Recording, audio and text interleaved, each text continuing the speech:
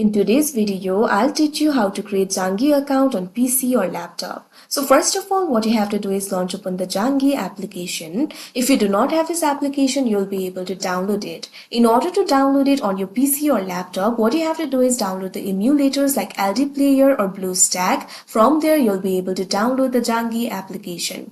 After the application is downloaded, what you have to do is simply open it. Initially, you'll be led to this kind of interface. You'll be able to register for your account. Zangi does not take your mobile number, so you'll be able to register very easily. Simply click on this option, register. Now you'll have to read and accept Zangi's terms of use and privacy policy. Simply click on this option, accept. Now you can see over here, you'll be able to create your profile. You can add the profile picture if you want. For that, simply click on the add option and you'll be able to add it. You can also skip it for now. Now what you have to do is enter the first name and last name. First of all, enter the first name. Now what you have to do is enter the last name over here.